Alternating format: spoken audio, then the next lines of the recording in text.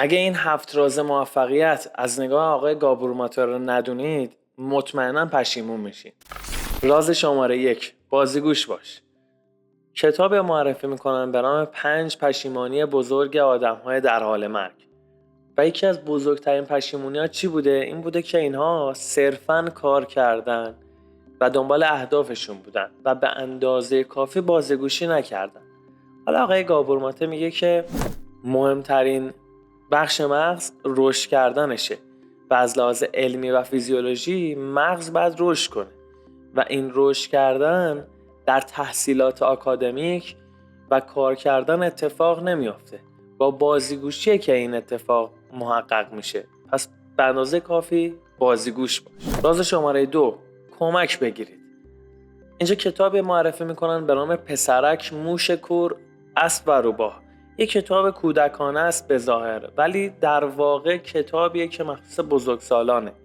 تو این داستان ما یه اسب عاقلی وجود داره، ازش میپرسن بهترین حرفی که تو زندگیت زدی چی بوده؟ و میگه کمک گرفتم، کمک خواستم.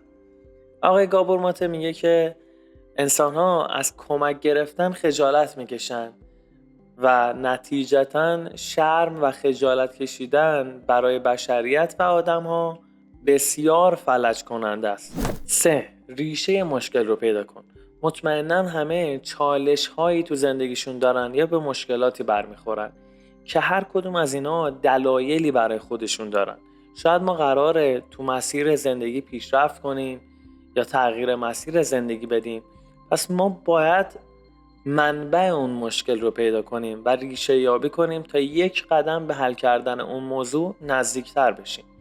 ولی احساساتی مثل خود انتقادی، خود بیزاری و کمالگرایی یه احساس طبیعیه که بدن میکنه و به خودتون ایراد نگیرید. این بخشی از زندگیه. زندگی کردن به معنای واقعی تجربه تمام احساساته.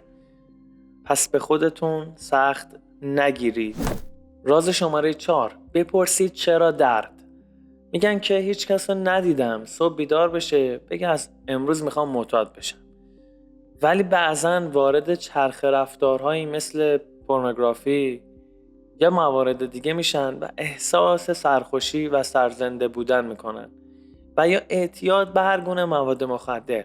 همین باعث میشه احساس عشق یا یه شور و هیجانی تو وجودشون بکنن و همین باعث بشه که به مرور دوز مصرف رو بیشتر بکنن که این احساس رو بیشتر تجربه کنن. ولی شعار آقای گابور ماته اینه که نپرسید چرا اعتیاد، بپرسید چرا درد. و میگن که خیلی از مردم توسط ناخودآگاهی که از اون خبر ندارن و حسش نمی‌کنن یه مسیری براشون تعیین میشه و هدایت میشن به رفتارهایی که اعتیادآوره و براشون مضره. و اینجا کتابی معرفی میکنن به نام آگاهی. شعار این کتاب اینه که بدون آگاهی آزادی هم نیست. پیشنهاد میکنم حتما مطالعه کنید. بریم سراغ مورد 5: تروما یا آسیب روانیت رو حل کن.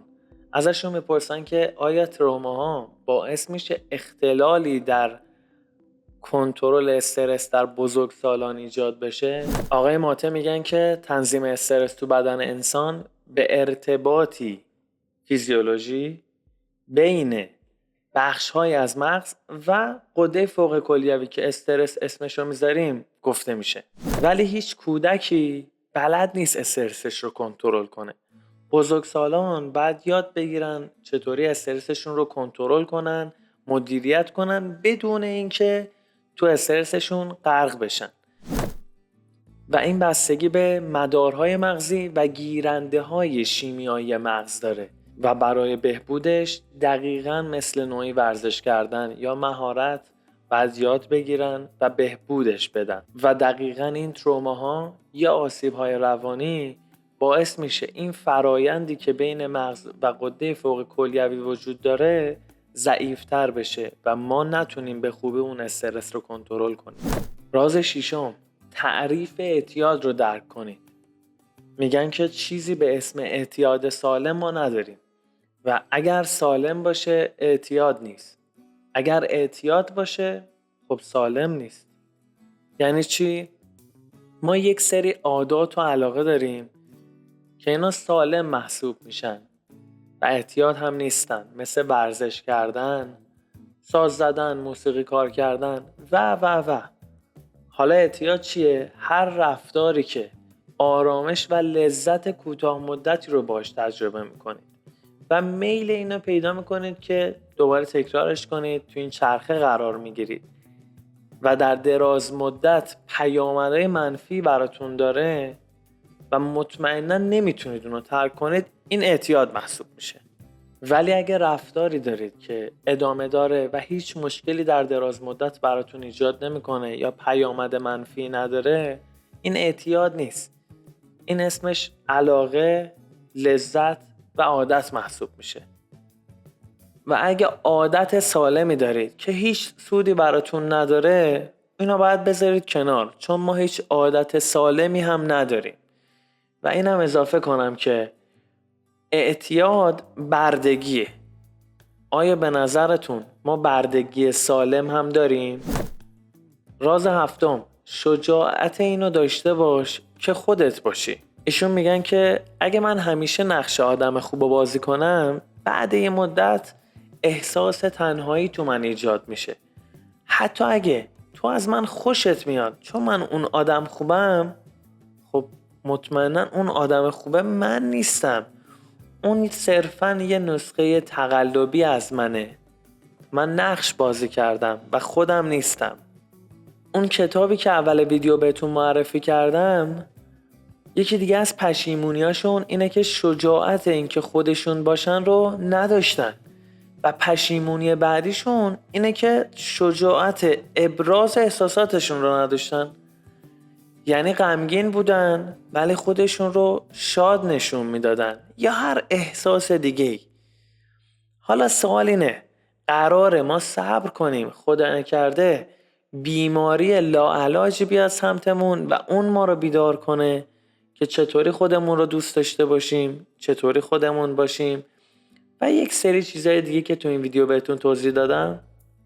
یکم فکر کنید. بهتون تبریک میگم، بعد دیدن این ویدیو مطمئناً همتون اینو یاد گرفتید که چطوری خودتون رو دوست داشته باشید و همینطوری که هستید قبول داشته باشید خودتون رو. اگر از این سبک ویدیو خوشتون اومد، پیشنهاد میکنم تو کامنت ها برای ما بنویسید که ویدیو بعدیمون درباره چی باشه.